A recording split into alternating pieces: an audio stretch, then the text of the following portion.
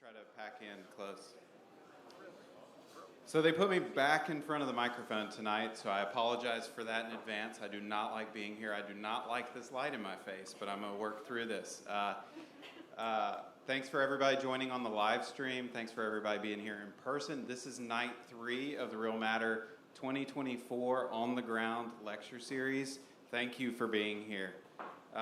If you joined us for the first 2 nights, we heard from several of our esteemed colleagues that are local to Raleigh in several different fields, doing all different types of work, trying to make our city and region a better place. This is kind of the pivot night in the workshop, in the lecture series. We are now switching to visiting speakers, which we are super excited about. We love our folks that are here in town, but it's always a wonderful opportunity to get to hear from folks that are practicing and doing the work further afield. Before I bring out our speaker and the person that is introducing our speaker, we line them up here. I want to take a moment to thank again a few people. First of all, if my cohort, I can't see you because remember the light in my face, on the front row can stand up. I want to get a round of applause for the folks that have showed up from across the country to spend 2 weeks with us figuring out how to make Raleigh a better place. So can we give them a round of applause?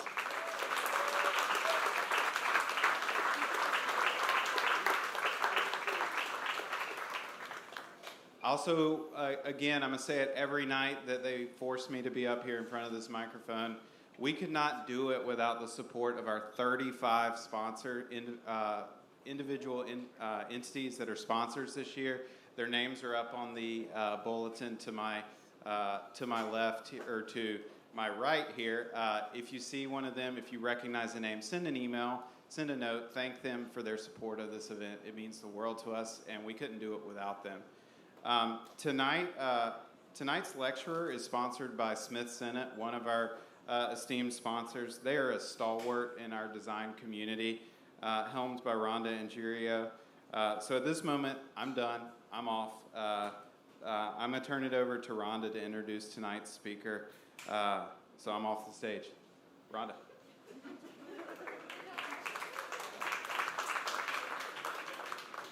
All right, he's off. I'm on.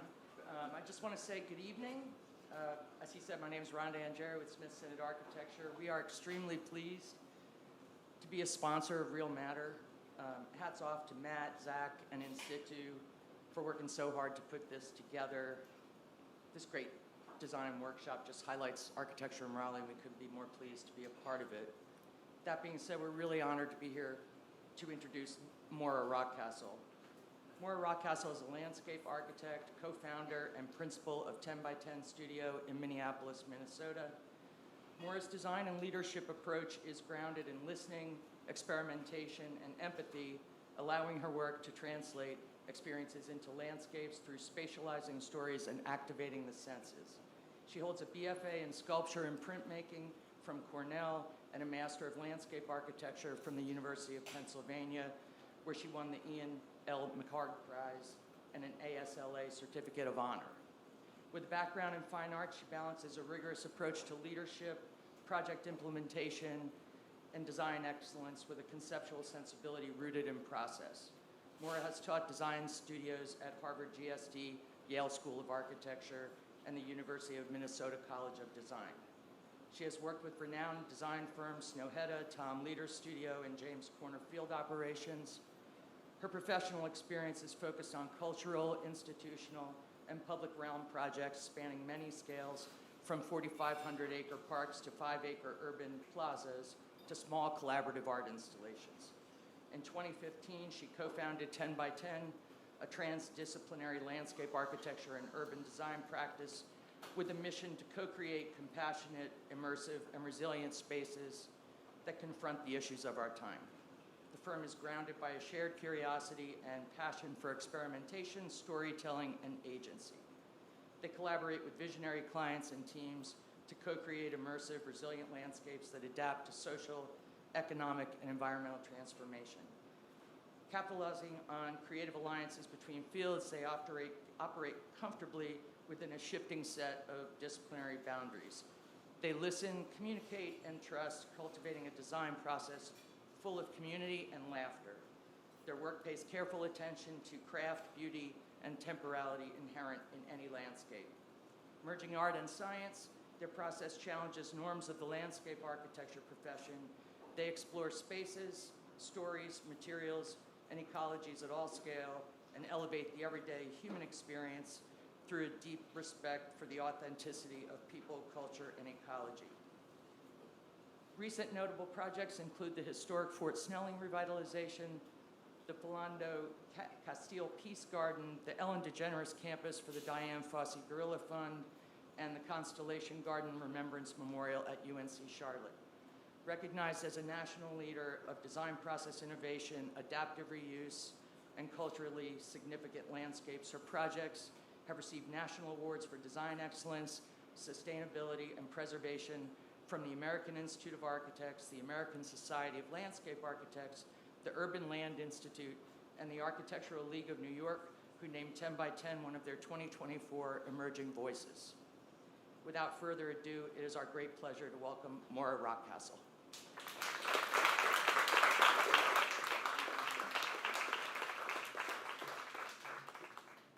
Thank you, Rhonda, and thank you so much. In situ, this is a pretty incredible program. I'm excited to meet all of you, hopefully later tonight or tomorrow, and see some of your early work. I was so floored by what this firm is doing as a part of this program. I kind of want to start a sister program maybe in Minneapolis, so we have a lot of questions, but I think this is such a cool opportunity, so I'm really pleased to be here. The light is intense. I will get used to it. So I also really loved the prompt on the ground.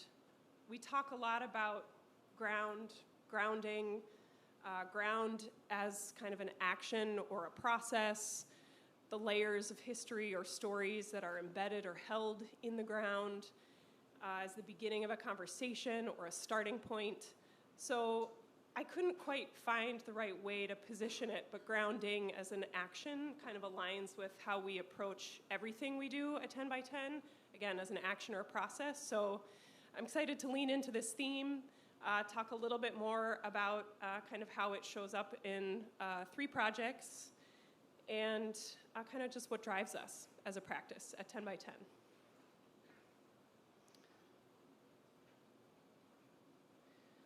So we're based in Minneapolis. Thought we all needed a little bit of a fresh blow of like cold air.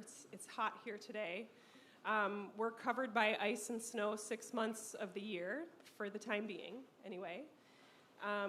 We're also a place where prairies and city commingle. You could see Minneapolis in the background.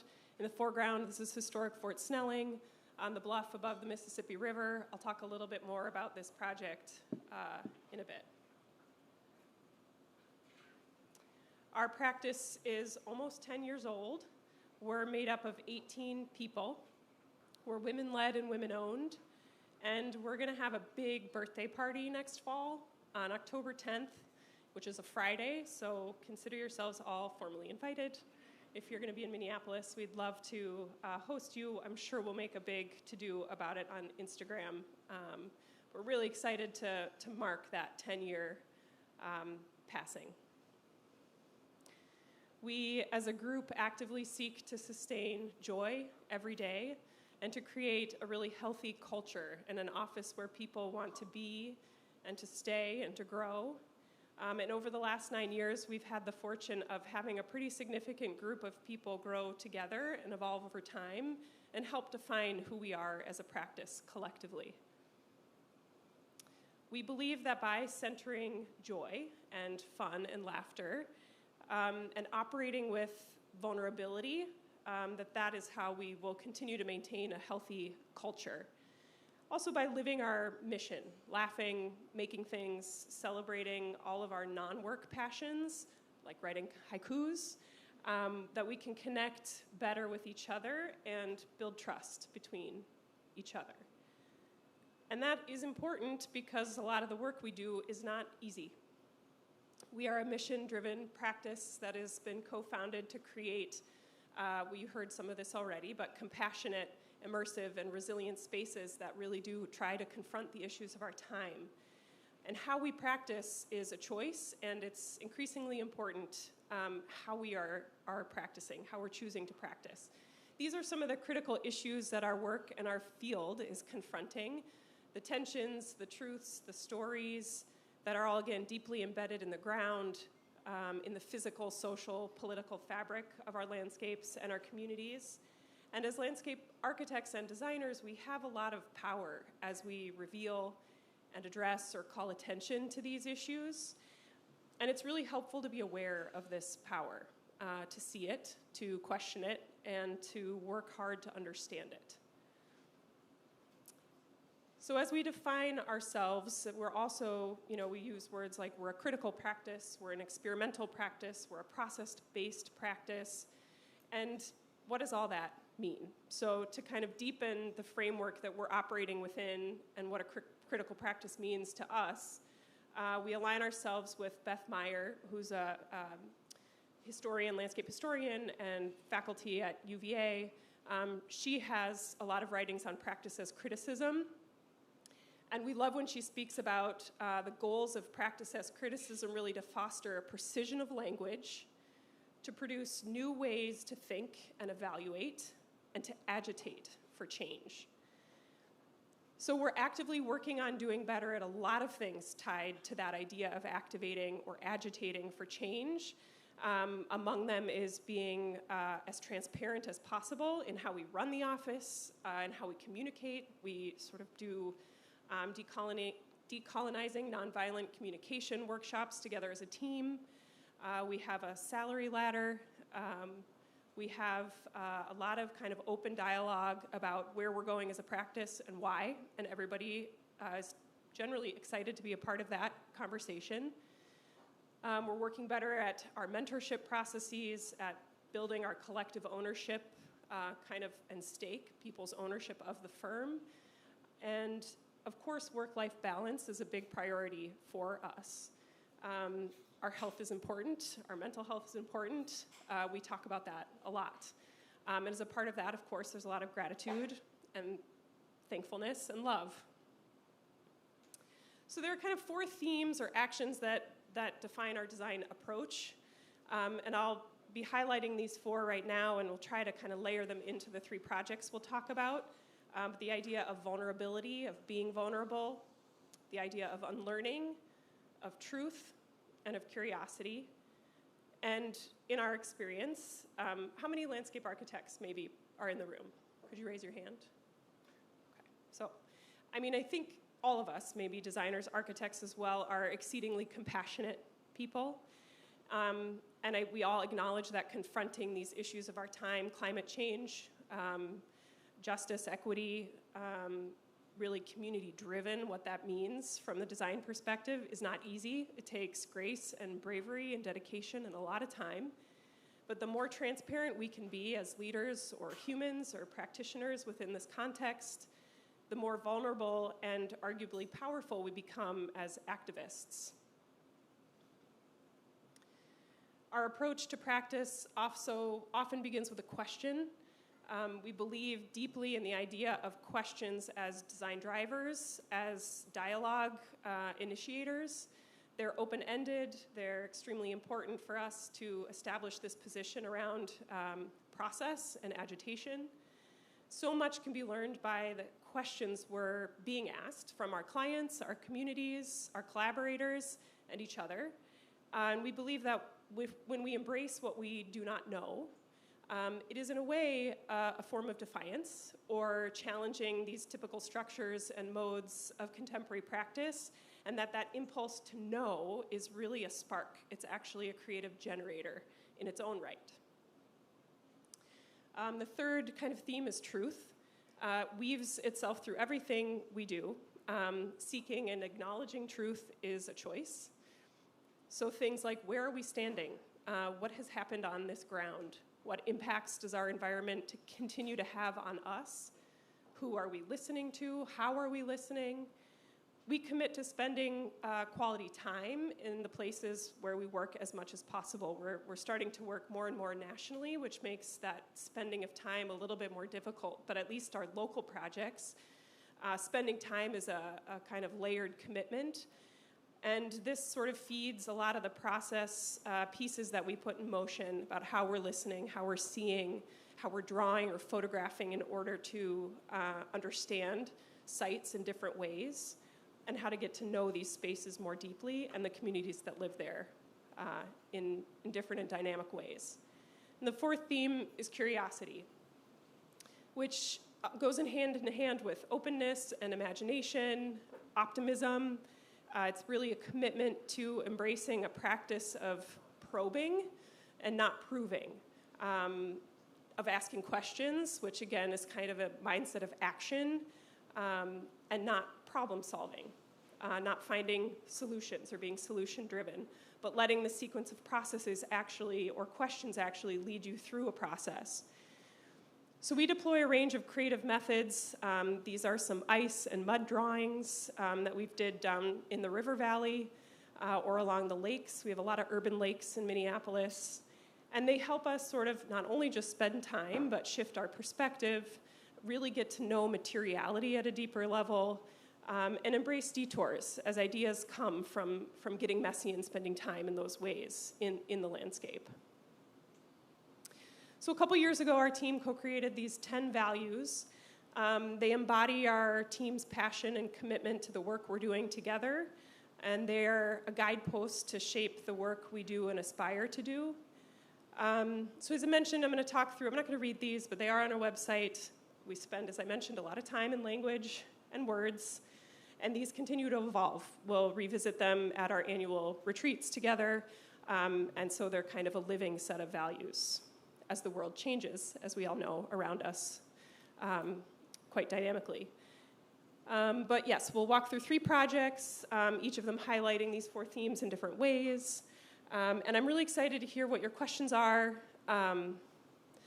We're really excited to always seek conversation and to push ourselves. So understanding how these resonate with you, these questions we're asking, the work we're doing, and what questions you have for us are, we love it. So I welcome all of it. The first project I'm going to talk about is the Louise B. Miller Memorial at Gallaudet University in Washington, D.C. So in 1952, Louise B. Miller was a mother of a deaf child. Her and a bunch of other parents filed a class action suit against the Washington, D.C. Board of Education for the right of Black deaf children to attend the Kendall School for the Deaf on the campus of Gallaudet.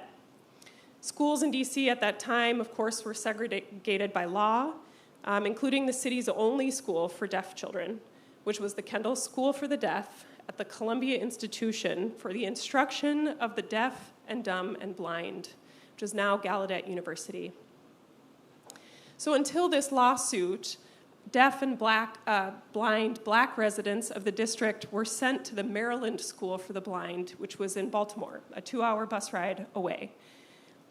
After age 7, children could board there at the Maryland School, but some of the families and children found that separation devastating, as you can imagine, and the curriculum inferior. So this resulting victory in her case, she won her case. This Miller versus Board pierced the Plessy versus Ferguson doctrine of separate but equal.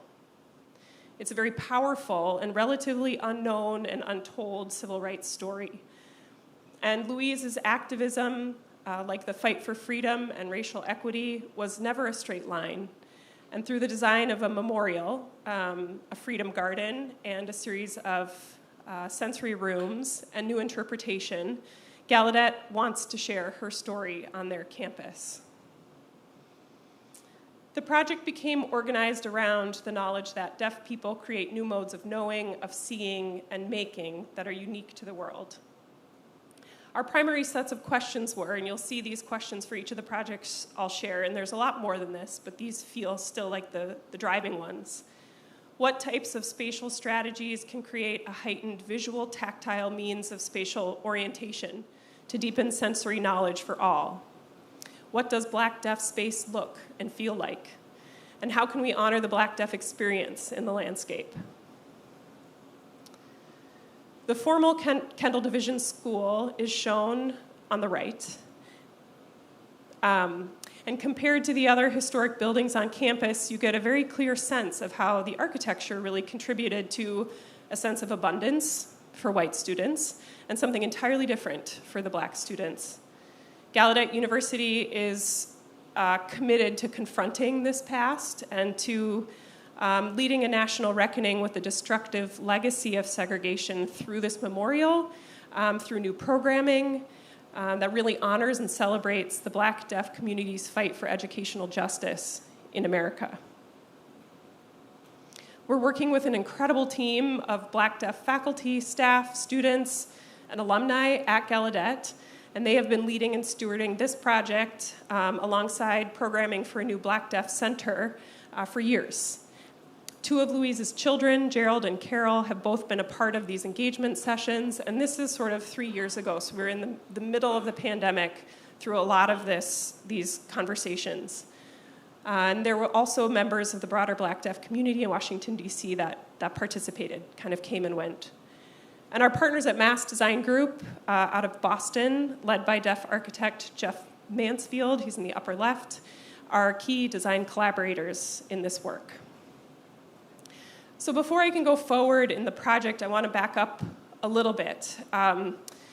Preceding the university's invitation for us to work on the memorial, 10 by 10 at Mass participated in an international design competition that focused on the campus's western edge, where more of the historic campus district meets the city. It was sort of a big developer-driven opening of what is kind of an Olmsted, elevated, walled, protected, typical campus, historical campus edge. And the university had kicked off that competition through a series of workshops to really reset the way that the design teams, who were finalists, the 3 finalist design teams, were connected to our senses. So these workshops were mind-blowing. We were asked to step out of our comfort zones in terms of personal space and touching and hearing, or for those of us who were hearing, putting that sense, that dominant sense aside and leaning into other senses. And we don't usually do that. We're not often asked to isolate those senses and think carefully about what we have access to or don't have access to as we live our lives. I'd never touched so many people in 2 days, and it was so gentle and so intentional and so respectful. And it was also uncomfortable. I mean, to be honest, it was breaking kind of all of the politeness barriers I'd been raised to think were normal. But what was powerfully evident after these workshops is that the artistic and cultural production of the deaf community, what my colleague Jeff refers to as deaf craft, has the potential to really deepen sensory knowledge for all. So on the left, we have a deaf-blind individual who's getting information about his environment through touch on his back. And he's also communicating through ASL and having a conversation with the person in front of him, but he's being aware of what is around him in the room, the sounds, the movements, the amount of people, through this tactile information that 2 different interpreters are inputting into his body. And on the right, that was one of the workshops where we had to, it's almost like Pictionary, but we drew a word or an object. One of us made it out of clay, and the other person could only feel in order to understand or figure out what that was. So again, we're kind of opening up this sort of tactile sensory awareness that arguably has been a little bit more dormant, or can be more dormant in many hearing individuals. So for that competition, also the design teams were asked to host a series of workshops with their community as a part of the design process. We're not going to talk about competitions and extraction or any of those things, but this was a pretty amazing ask as a part of an unpaid situation to create multiple workshops with the community.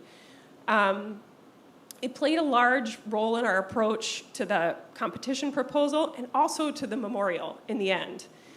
So drawing on the expertise and sensory research of we had a lot of artist collaborators on the team, and Jeff we created these 3 immersive sensory environments, and they were each tied to a campus mapping exercise. The first one, visual, was sort of a video time-lapse recording and a projection in space. So imagine yourself in a gallery, and you're moving through towards a white wall, and on the left, you kind of see this recorded delayed echo of your shadow. So we called it a visual echo. And there was no sound in this space. Everybody was asked to be quiet. You're just focused on movement and the visuals of that movement in the space. And then we had folks go out onto campus in pairs with a Polaroid camera. They still were not able to speak to one another. And to focus on visual input that was stimulating and to take a photograph of that. And then we placed that on a 2D map of the campus and took that back to our studio after, which I'll show you some of the outcomes of this in a moment. The second sensory experience was sound or vibration. We set up these subwoofers with several different soundtracks, so hip-hop, opera, classical music, monkeys chattering, heavy metal, and people could actually feel the difference in the vibrations between those different sound inputs. So bear with me for a moment. It's hard to kind of understand how this worked and felt, but there's a bit of a sense. So imagine yourself as the string. So we had sound-canceling earphones, and you're really just getting this information, not of hearing jazz, but of feeling the vibration of it. And then the third experience was olfactory. So we acquired a never-before-created scent. To me, it smelled like grape soda and wintergreen gum. I heard somebody else say that it smelled like pine sol. And we created an interior, dark, quiet space that people could enter. Some people were not comfortable doing that. That was okay. You closed the door behind you, surrounded by darkness. The only input, sensory input, was this scent. And then we planted that scent on these little strips throughout a pathway along campus. And we had, again, people in pairs walk across a trajectory and put a stake in the ground when they smelled that scent again. So following these workshops, when we started to map how these sensory inputs laid out over campus, we started to sort of move towards this idea and understanding that each of these senses has a very different scale. There's a human scale to each of them. And if we pay attention to the nuances between them, whether they're continual or episodic, whether they're affected by time of day or weather or wind or the seasons, and mapping these existing conditions, we were kind of able to recalibrate or test how to create a heightened visual tactile means of orienting in space. So we started collecting the different inputs that we can introduce to campus to diversify those experiences, everything from paving textures and materials to plant material, to visual sight lines, sort of creating thresholds or moments of compression, moments of expansion, and thinking about movement. Okay, so that was going back. And now, back at the memorial, I think this is a very simple memorial approach, and it pulled from that original initial research and sensory workshops to simply develop an idea of a sensory path from which this dynamic range of scales across the senses could play out, and then sensory rooms for gathering and for healing. And that these were sort of a precursor to the experience of a memorial. So one of the things that was important to us were all of these quotes and the engagement I mentioned with Black Deaf individuals. This particular quote is from one of the Black Deaf GU alumni, and it was following a discussion about MLK's quote that the line of progress is never straight. So he was talking more about a ramble and how moving through the landscape could be more of a process of discovery occurring in multiple paths. So we took that quote, and we started to just sketch what that could mean, what sort of spatially, how did that translate, and how to organize these different descriptions and words people were using about rigid or controlled landscapes, or what freedom in terms of being, discovery or choice, or together or alone, what words defined remembrance, meditative, reverence, calm, and healing, unity, legibility, clear, collective. And so we took these ideas and we started to lay them out on our site. We were working on the original site of the Kendall School on campus, which now has a pretty massive conference center behind it. So it is kind of a cramped, not ideal site, but the ground has meaning. So this is where the memorial and the Freedom Garden, sensory gardens were going. And so these studies evolved into this particular spatial sequence laid across on the site that prepares the body first through awareness and freedom for the act then of remembrance and reverence. So being aware of Black, deaf people and their lived experience, the question being, how do we do that? The freedom that Ms. Miller's advocacy brought to the city's Black, deaf students, remembrance of the courtroom struggle for justice, in learning and reverence for her strength, and then healing for past injustices. We also were hearing through all of this engagement that Gallaudet had too many open, passive, empty spaces. There were no places for small groups or intimate gatherings. There were no places to sit, and there were no Black, deaf landscapes. So we started to test and create a range of different types of room scales and ways of occupying those rooms, either alone or together with other people, to nest into the Freedom Garden and the memorial. So jumping forward, this is the final site plan. You kind of see on the left how this circuitous path bisects a pretty straight linear path, meanders through a garden, connects a series of circular gathering rooms, and culminates in a memorial space. And then again, that kind of dark gray box is marking the original Kendall School location, the ground of that building. And within the memorial are also a series of rooms that are about individual, collective, and legacy spaces. Here's a view of walking down that kind of straight path, which has a very linear chronological timeline of the legal fight, the legal battle. And the circuitous path actually goes much more into the Black, deaf experience over a longer time span. And I'll get into what defined those themes in a moment through the engagement. In the garden, and the way Mass and 10 by 10 kind of delineated scope, we focused more on that freedom path in the garden, and they focused more on the memorial. So you're seeing a little bit more of the garden in this presentation. The sensory rooms in the garden were a smaller, kind of 3-person reflection room. There are 3 of those, a small gathering place for a group of 8 people, and then a larger outdoor classroom. This is a view of that outdoor classroom. And everything in this has meaning. The kind of paving strategy that you see, the fragmented nature of it. There's quotes of the engagement process embedded in the ground. When I say this optimistically that this project will get built, there will be quotes in the ground. The benches are all designed also with deaf space principles in mind, circular for visual communication with ASL. They're also designed to carry vibration. So if you're sitting 10 feet from somebody, you can't just say, hey, Joe. You kind of bang something. You use vibration to get attention. So all of those layers are embedded in these details. The pathway also carries information. The freedom path meanders through the garden, creating this experience that, as I mentioned before, embodies this circuitous fight for freedom, but also moves through these phases, the awareness, freedom, and into remembrance. And so we wanted to ensure that the materiality and the detailing of the project was telling that story on every layer. So how do paving materials get at sameness or inequality or obstruction or disorientation or barriers? We did a lot of studies in Rhino and in the office with objects and just different ways of movement to kind of test that and see how legible we could make some of those words that we were hearing were important for people to communicate to visitors.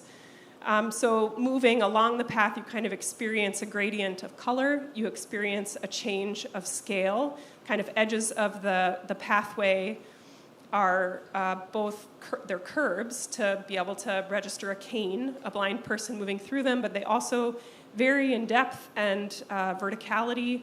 The images that people gravitated towards were of sharp, hard black objects, of stone, of roughness, of difficulty, of barrier. And so we're editing or kind of selecting big pieces of granite to nest into the disruption along the edges. And we're moving from kind of a lighter gray, all the same paving, to a richness of a variety of grays, and culminating in the memorial, which they wanted to be a very dark, very clean kind of granite surface. Similarly, we were also studying how the gardens created a range of sensory experiences along it, with dynamic visual, tactile, and olfactory and spatial variation. So these are cross-sections along that sensory path. How constrained does the body feel in different parts of the garden? How immersed or how revealed? What did you smell? So everything from the plant selection to the color and to the texture, sort of maximizing these different experiences over time. Purple was Louise's favorite color. So of course, during the engagement sessions, we also heard a lot about where the Black deaf participants we were talking to felt calm or happy or had safe or had positive memories in DC. And a lot of those were sort of natural wooded areas, park areas, that had gardens. There was gardens popping up in conversation, or the intimacy of a backyard. So there's a pretty big shrub layer in the garden, and then of course just trying to get as much purple and variations of purple throughout the seasons as possible.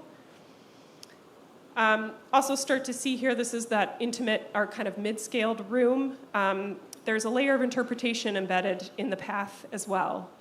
And so that was coming from this idea of shifting the power of storytelling and starting to tell some of these overlooked narratives in really powerful ways. The engagement identified these 5 themes that our partners really wanted to share. First, coming to a story of grief, followed by defiance, followed by assertion, followed by reclamation, and then empowerment. So each of the rooms has a pull-off, an interpretive pull-off adjacent to it. It sort of tells a story about each of these themes. We were working with Branley Cadet, who's a bronze commemorative sculptor, to capture these themes in the body language of a Black deaf individual. So what you see in each of these is the ASL word for assertion and for empowerment and for grief. And each of them actually involves a sign that has a fist in it in the end. So they also selected these words based on the power of the signing language. And they wanted emotion and kind of the dynamics of the Black ASL to come through in these bronze figures. So you can see how that, the kind of story pull-off on the left, followed by the theme or the sculptor beyond, again, kind of framing or flanking these gathering spaces for conversation and healing and student reflection. Okay, I think I'm going to just do one more project because I tend to talk too much. So switching gears to Minneapolis. This is a project that opened 2 years ago, Historic Fort Snelling Revitalization. The key driving question for this project was what is our role as designers in telling stories that are not our own? How can landscape reveal truth and build kinship? And how can we undo the idea of making place? I'll talk more about that in a minute, because placemaking is a word a lot of us use often. Our client for this project was the Minnesota Historical Society, and they were joined in a new kind of partnership agreement, a co-creator partnership agreement with the Dakota Community Council. And that was a self-organized group of Dakota leaders, tribal historic preservation officers, activists, elders, educators, actors, all part of the Dakota communities. And they created a group that had a signed MOU with the Minnesota Historical Society, and they together were our client, kind of equal decision-making authority. The site of historic Fort Snelling was a former U.S. military fort that sits within the Minnesota and Mississippi River Valley on Dakota homeland. And Dakota elders tell or talk a lot about the creation of humans, of their life as occurring in the homeland of Minnesota Makoche, and specifically at the place called Makakwekaya-kin, or the center of the earth. And it's also called Bedote, which is a geographic term meaning where two rivers come together. So this particular Bedote, or confluence of Minnesota and Mississippi rivers, isn't the only Bedote, but again, it's a geographic reference. And this particular confluence is right at the base of Fort Snelling. So this is a very culturally significant place. It is also a place of great pain and trauma, where 1,700 mostly women and children were forced into a concentration camp, and where all but few protected Dakota groups were loaded onto steamboats and exiled to Oklahoma, to South Dakota. And it's also a place where, in this river valley, burial mounds have been desecrated and distorted over time. So these landscapes are both a genesis, a birth story, a creation story, and they're sites of genocide.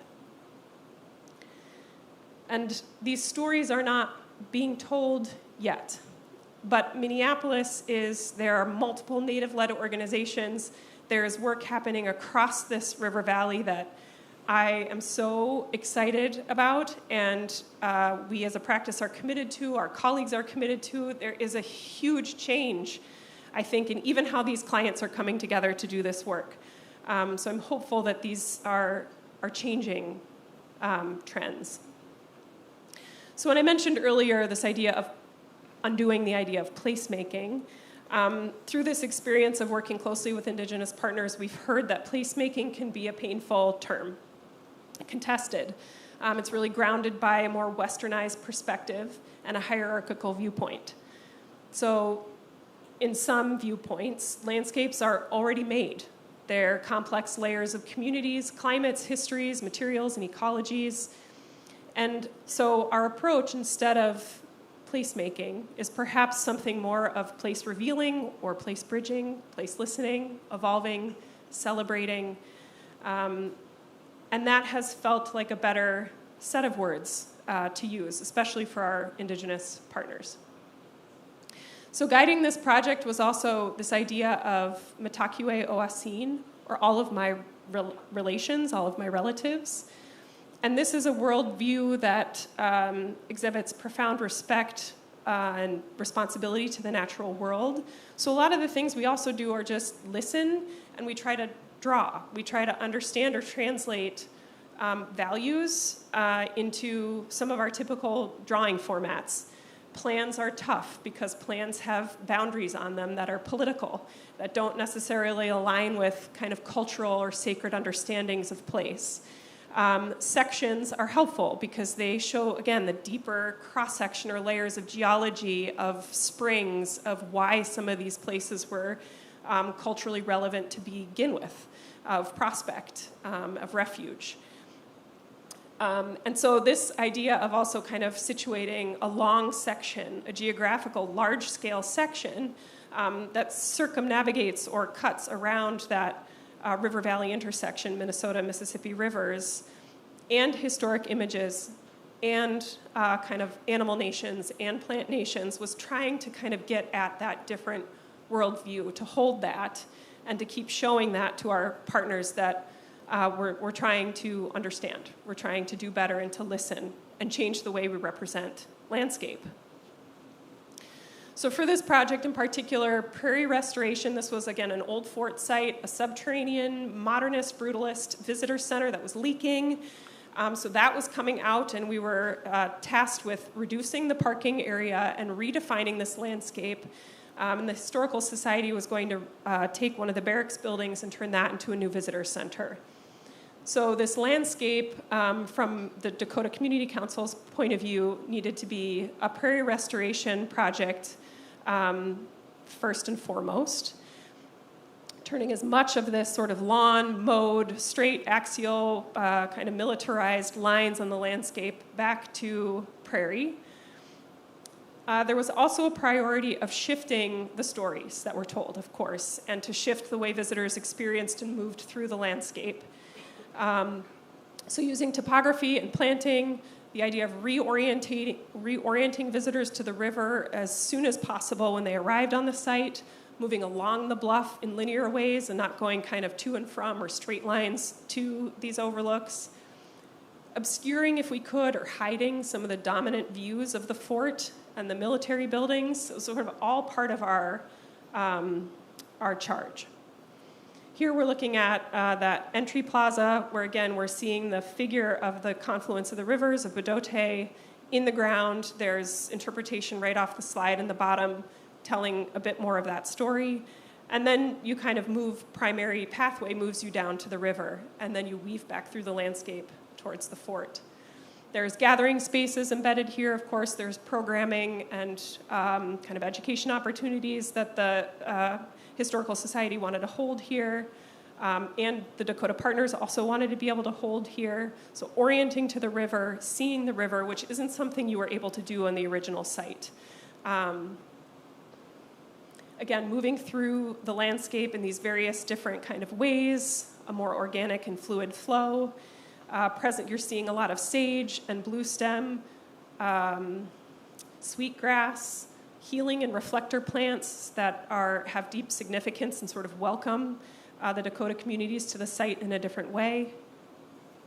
We also embedded a lot of interpretation into the site. So this is an interpretive diagram.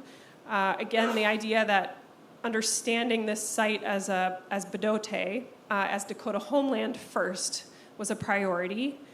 And then where are other stories situated? They talked a lot about wanting to share the 1805 treaty story, the moment in which their kind of relationship to that land politically changed, legally changed, and all of the pieces of those treaties that, as we know, if you know much about treaties, were very little upheld. Not many of them were honored, if any. So all these features showcase Dakota language, knowledge, and worldviews. The artwork, the narratives were all written by Dakota co-developer groups that we worked with, and their placement and scale and design was all a very close collaboration with Dakota Partners. This feature highlights that story of the treaty. So it just quickly, in 1805, the Dakota ceded about 100,000 acres of land at the Bdote confluence of the two rivers to the U.S. Army. And the Army Lieutenant Zebulon Pike at the time negotiated this agreement so that they could build the fort there. And there was supposed to be 7 Indian leaders present at the signing of the treaty, but there were only 2. And it, moved forward anyway. There was a sentence in that treaty that a lot of the partners on the Dakota Community Council had memorized and would refer to often. The United States promises on their part to permit the Sioux to pass, repass, hunt, or make other uses of said districts as they have formerly done, as being kind of the primary promise that was broken. So we looked at that sentence and we created this arcing kind of physical barrier between a body and the landscape, both a physical barrier, a visual barrier in varying ways. We took the words that were not upheld, and we put those on the black fins, the black steel fins, and the rest of the language is sort of on a white backdrop, very easy to read. And the pieces of those treaties that were most harmful or broken promises are the ones that you can kind of see through to the landscape beyond. So we're trying to create a space, there's a bench here, a learning space about the treaty and about the brokenness and the problem of the treaty in a way that was also elegant and honest. So some of the details of that. We also had a series of collective stories panels where we had 2 different kind of stories over time, a veteran and a Dakota partner, or there's also a kind of slavery story here and Japanese American. There's a lot of layers, so we had these different voices sort of facing each other as a part of another series throughout the site. We also had a memorial space. There was two chiefs were hung on this site, adjacent to the barrack buildings right before you get to the fort. So the creation of kind of a commemorative space was part of the design. There was a lot of interpretation that actually didn't end up getting installed. It's one of the most painful pieces, I think, of the project in the end, is that those narratives that our co-developers created and that we designed for, actually, because of various political reasons in Minnesota at the time, did not get installed. So again, more room for activism over time. Things can always change and get added. But the space is there. There's sort of this slab in the middle for fire, for ceremony. Everything about it is wrapped in the plants they wanted for healing purposes or for use in the ceremonies. But the story just isn't being told still. So I'm actually going to stop there and welcome questions. If you have a question, please raise your hand and I will come to you. Thank you, Maura. And let's give her a big round of applause, please.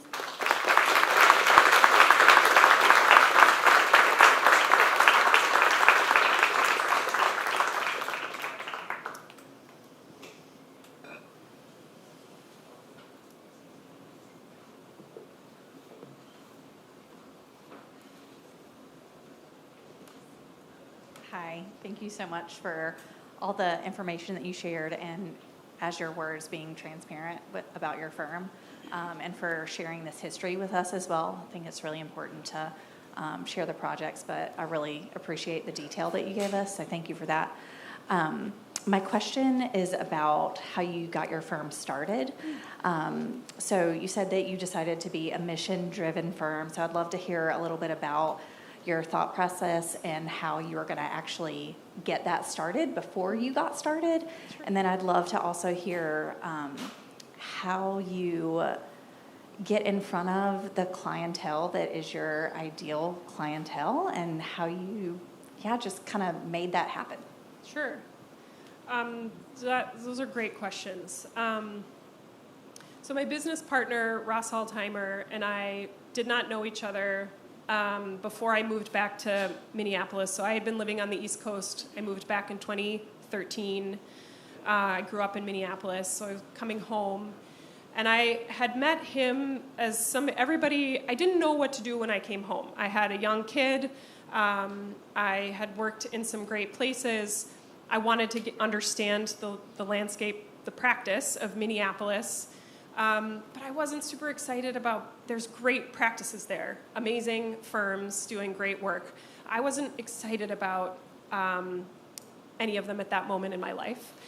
And so I worked remotely for Tom Leader's studio, working on the River First project in Minneapolis.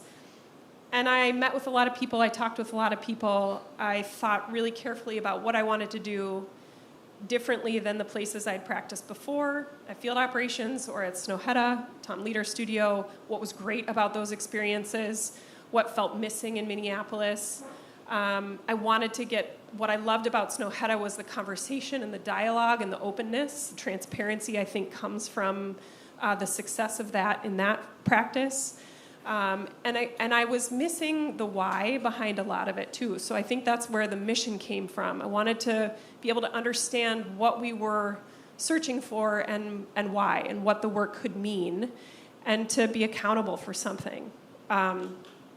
So when I met Ross, we both talked about our experiences in Minneapolis practicing or in other firms practicing elsewhere, and just wrote things down, talked a lot about our own dreams, our own interests. You could have looked at his art portfolio and mine and been like, whoa, these people are weird. They grow moss in plaster, or they, mold things on, weird fiber paper. There was a real tactile material quality about the work that was questioning time. And there was also an interest we both had in community-driven work, which none of the practices in Minneapolis were doing. Almost at all. So that was the starting point of the conversation. I think the why for us on like, let's do this, let's just take a stab at this. Who knows if it doesn't work in a year, we'll just find another job, hopefully, and make a go at it. So I think for us, our process is a lot of writing, a lot of collecting words and putting a language to the passion behind why we're doing this and what we want to get out of it. Hence the 10 values and an expansive, like you could hear a little bit in the bio, we do a lot of writing, probably too much. We have a business advisor that's like, man, cut to the chase. Simplify. That's where you guys could improve. We have a hard time doing that, sort of just expand it, expansiveness, abundance. So anyway, for what that's worth, that's where it came from. That's kind of how it started. We had won a project, did a competition with some architecture friends, and the day we quit our jobs, we actually found out we had won that project. So we got lucky. I mean, it's also, I think, luck. Let's see. In front of clients, the other part of your question was a really good one and one we haven't fully mastered yet, I would say, and how to figure out a more forward, accessible way to advocate for some of this stuff.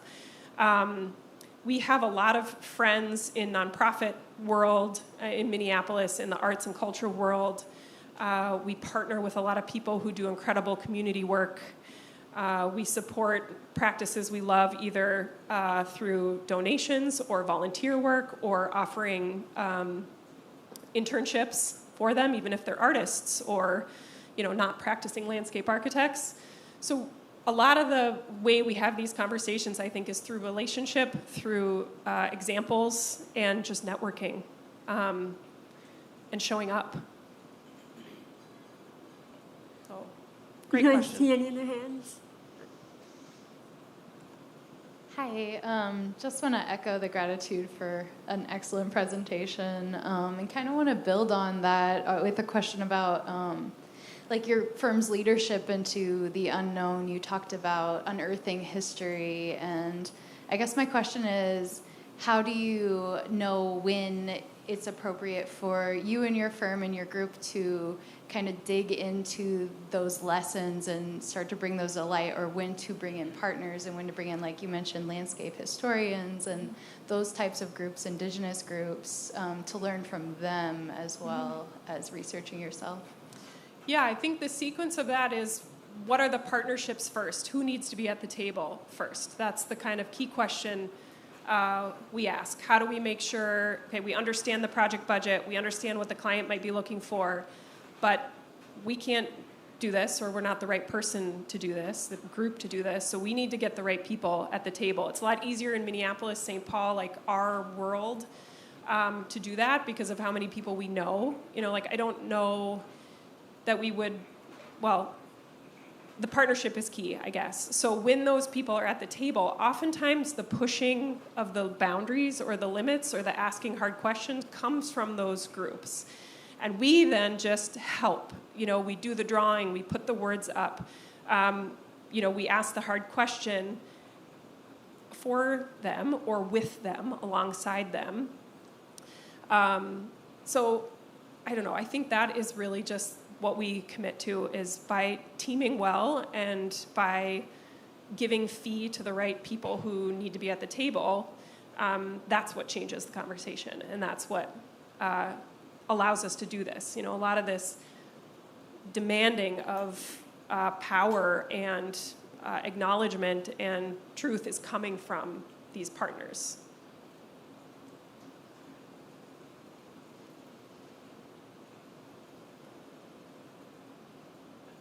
Taken an exciting dive into firm administration questions. I appreciate your willingness to be vulnerable and transparent. Do you have anything that you could share? You mentioned shifting toward like a collective ownership structure. How has that worked in your 10 years so far?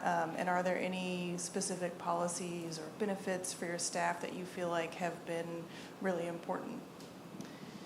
Yeah, we have another presentation that would be helpful on a lot of those points.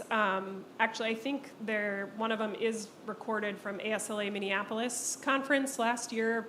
We did a kind of inside the studio, and we had our leadership team present on a lot of the policies and the structure and the conversations we'd been having, so that there is a conversation out there about some of the details of that. We are at the beginning point, I would say, of thinking about the ownership structure, but we know we want multiplicity and we want more. So right now we just have 3 owners. It's Ross and myself, and then Satoko Murataki.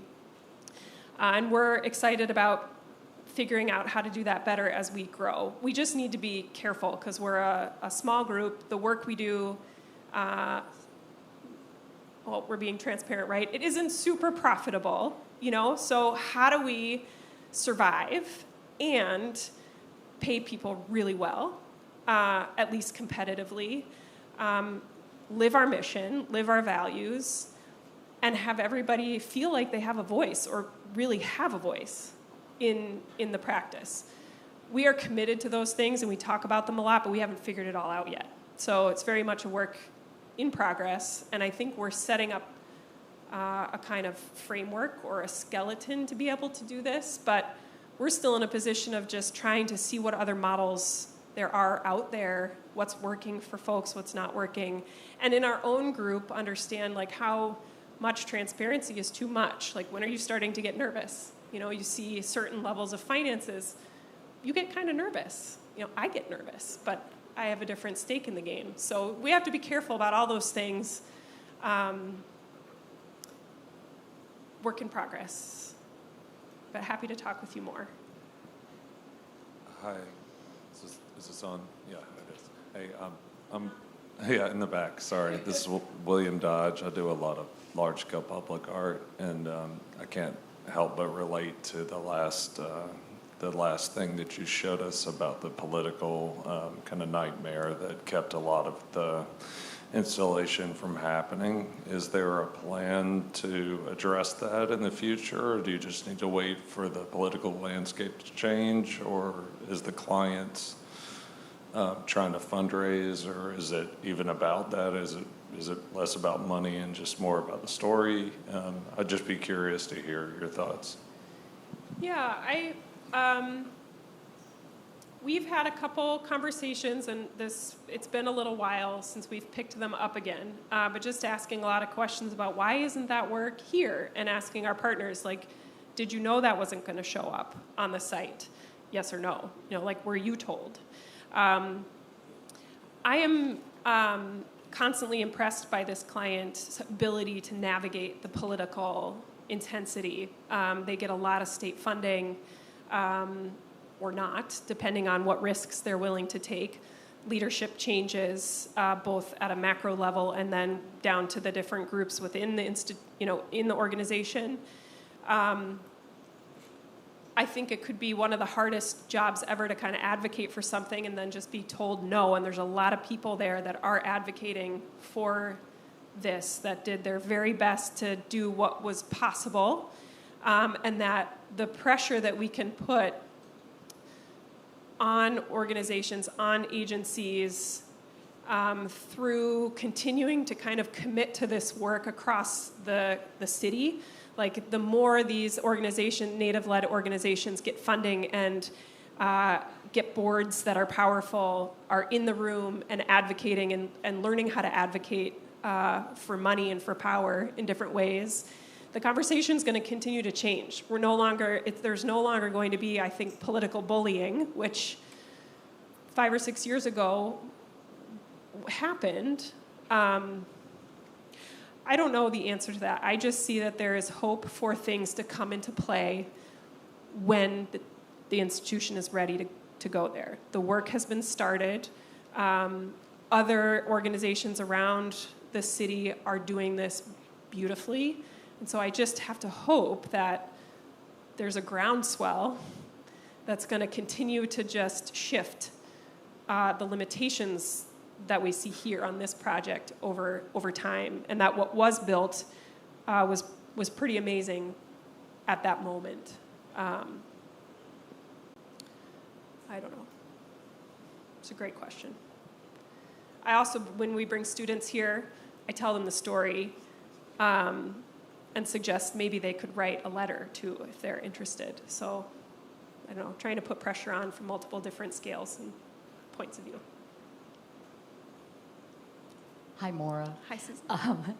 I thank you so much for your comments, and it was a great presentation.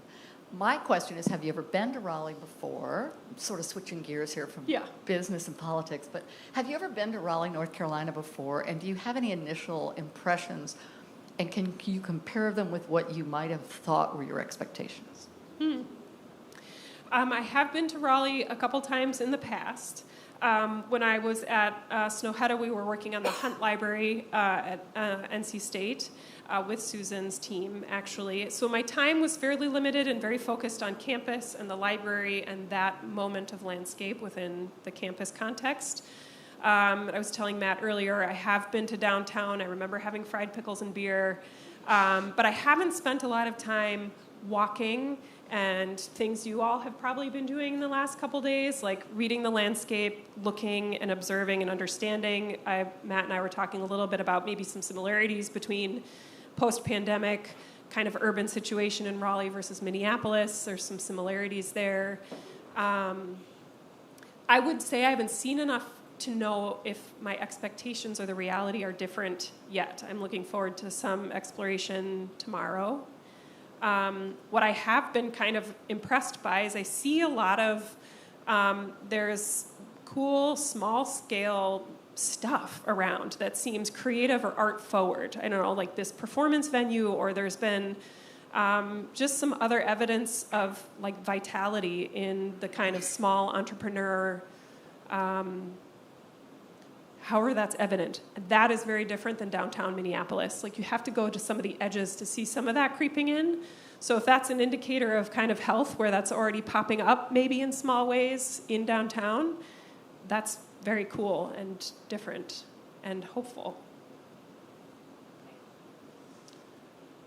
Thank you for the great lecture tonight, Maura. My question is, I guess, zooming out a little bit and looking at the presentation as a whole, the lion's share of the focus was on the process and not the product. Mm-hmm. A lot of that, to me, was through the investigation into the story that was needing to be told that maybe previously hadn't been. Mm-hmm. So it seems like by the time we get to the product, outside of the client, whatever that product is not as relevant anymore. And so I guess my question is, how do you define success for a project? Stopping there. Yeah. No, that's great. I think that I think success is about the life it lives when we step away, right? Both from an ecological, climate resilience standpoint and a community activation standpoint. And perhaps these two projects, since Gallaudet is not yet built, is hard to know what that could or might be. And Fort Snelling, again, I think we're still watching how this life of its own does carry forward. The next project I was going to show, it's hard to talk about something you didn't talk about, but is Mill 19, which is a post-industrial site in Pittsburgh, where success for us on that project are not only performance metrics of kind of sustainability, stormwater, this sort of rewilding that is happening on the site, and the habitats, the kind of animals that are now occupying this, but also I think the cultural, social vitality, who it's serving and why. So I think all of those things, which are probably typical for a lot of you in practice, are things that also define success for us. And if along the way there is also a greater richness of a material storytelling or an interpretation that is not just a sign, but that is felt or experienced in a more dynamic way, then we've been successful, that our process is showing up in the way that that place feels, in the way that it holds the body or moves the body through it. So both and a little bit. That's a great question. I've actually gotten that feedback before, that I spend too much time on the process, maybe more academic and less on how that process is showing up in the final product. So something I need to continue to focus on more. To be clear, it wasn't a criticism. No, I know, more, but... It was more of an excitement that time was spent on telling a story rather than celebrating a few images that get broadcast nationwide, so to speak. Yeah. So I thought it was amazing. Yeah. Well, I mean, I think for us it's important, though, that the process means something and is visible. So it's a kind of good practice for us to get better at how to tell that story, so that question maybe is different in the end, that it is obvious how the process led to that particular final project, and how people are now kind of living it. And I think we're still young. I see us as a young firm too, where all of these projects are just now sort of getting built and have an opportunity to live in the world, and we can learn from all of that. So our practice is also going to continue to shift as we respond to that. I have almost a follow-up question. I'm behind the pole over here. Hello. I think your process is really interesting in the amount of research that goes into every project, especially with the first one. I thought all the tactile research was so interesting. And the questions that you propose before each project, I was wondering kind of, are those happening in the beginning of the project, kind of after that first initial research phase, or are they kind of coming up as you keep going through it? All of it, yes. They're important for the beginning. So we kind of have a process where the questions do start to come first, and then they evolve, or they, again, kind of expand. More of them come in with more people you're talking to, or the perspective of who's asking the question shifts. It's not our question, it's the community's question, or the client's question, the final owner. And then I think as we are defining for our team more broadly how the approach to process and the approach to research can work in a more organized, not so much a formal way, but just a clear way for everybody.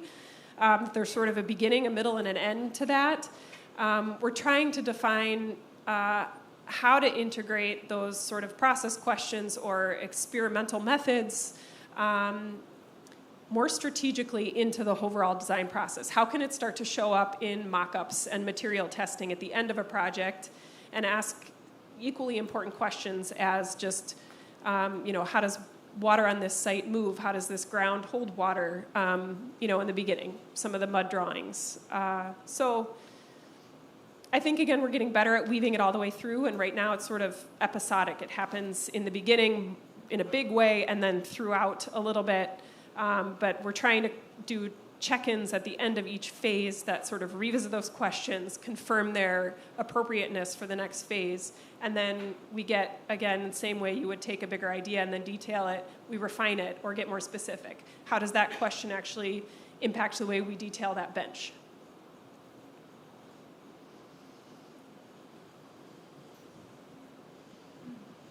Hi, thank you for a wonderful, very inspiring presentation. I guess my question, I thought there were two questions, but they're really one, and they speak to both of the partners and your background as an artist. And because what I was going to ask you is, like, in the firm that, has to pay their employees, has to meet deadlines, in a design firm, like, how do you hold that kind of space for a process that feels really artistic? And then, so that led to my second question is, like, you clearly have this identity as an artist, which I see through your presentations and your graphics. And, like, how do you reconcile that with having to really deliver on deadlines and on, like, actual deliverables, in a world that also wants us to be one thing, like, you're a landscape architect, like, oh no, you're an artist, like, can you be both? We all, in our modern world, really have to be hyper-specialized, and I would love just to hear a little bit about your journey and how that affected your design process and your firm, and how that still affects us, I guess, for all of us here that don't fit, like, they fit in one category. Yeah, it's a great question. I think a lot of folks are drawn to 10 by 10 because they have that similar sensibility of kind of analog working or artist backgrounds.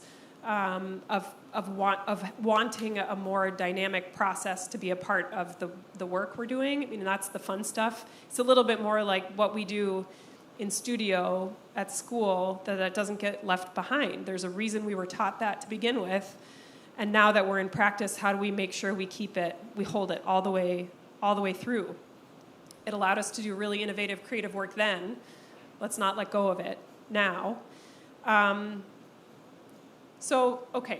think there's like personality, like teamwork, right, as one answer, that you have a lot of different kinds of people who have different kinds of brains who are working together on these things.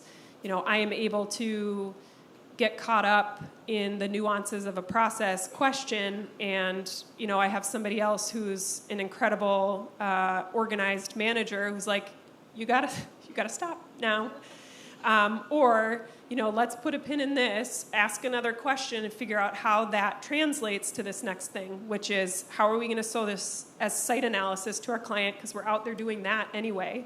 So how can we make these other methods of looking and understanding sites more palatable or more similar to what they're expecting us to do as a deliverable that we can check off? And it can do both. I mean, you're layering this work into geology and soil and planting mappings and circulation and movement and site photography. It just becomes richer when you sort of do it in a different way or start to hybridize methods. For me, I think I've sometimes called it a curse. I mean, I have a deep sense of responsibility. I'm type A, and I also have this desire to be messy. I have a professional coach who's amazing, and we talk a lot about these different characters. I'm sure there is like a name for what this is, and I'm sorry, I'm forgetting it. But I have the artist, and I have the judge, and I have the critic, and I have all these things, and they're all kind of loud in my brain. And so I am working with her on how to pull them forward at the right time in the right way.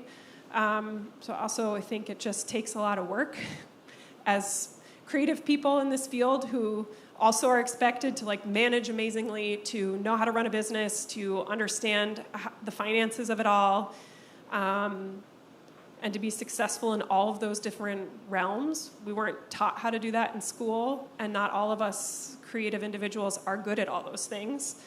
So partnership, diverse perspectives, that's one good way of being able to do sort of all of it.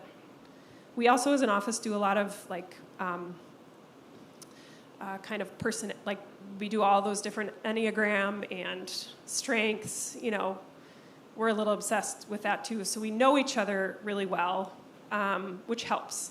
Like if you know how somebody is going to get caught up in that mud experiment, and you need to rein them back in, you can kind of anticipate that better and keep them, keep some of the hours down, if that's the goal, We have time for one more question.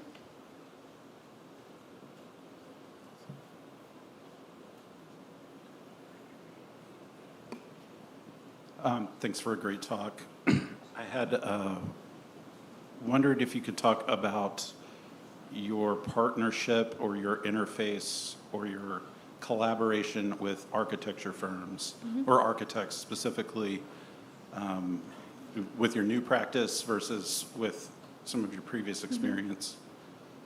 Yeah. I kind of went from, my dad's an architect, so I kind of grew up terrified and resistant to architecture. I sort of just saw, a profession where there wasn't somebody very engaged with family, and I was just terrified of it, to be honest, intimidated, maybe more.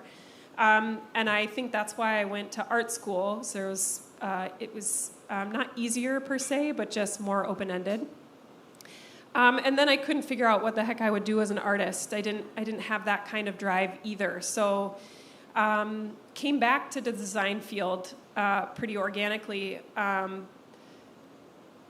But when I was at field operations, those collaborations, it was tough. I mean, we're working with incredible architects, but field operations is a powerhouse and brilliant, and so there was maybe more creative, like tension in some of those collaborations.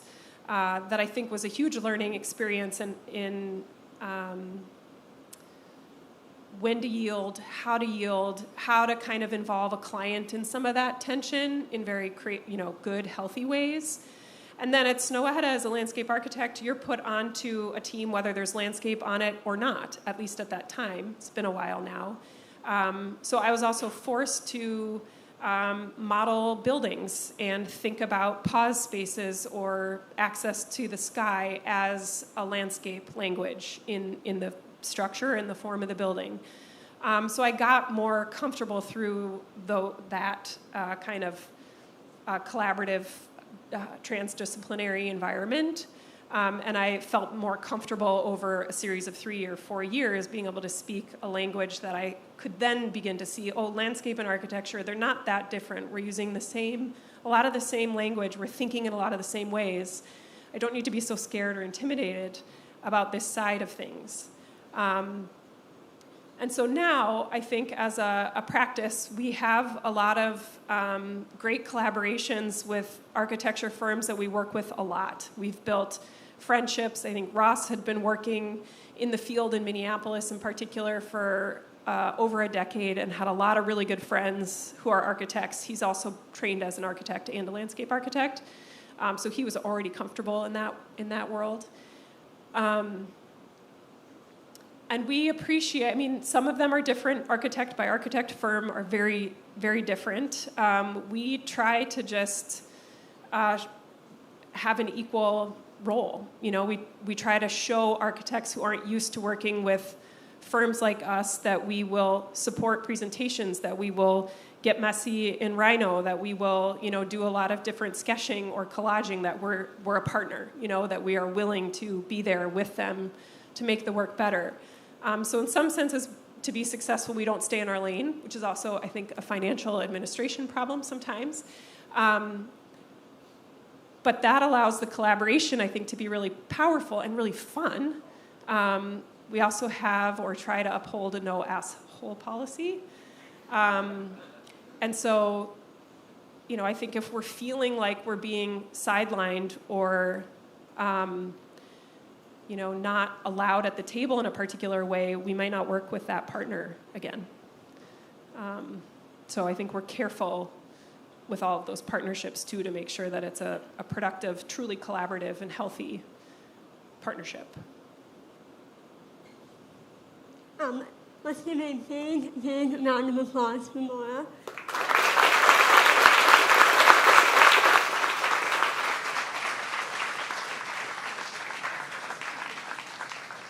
Maura, thank you again for an absolutely beautiful and insightful talk.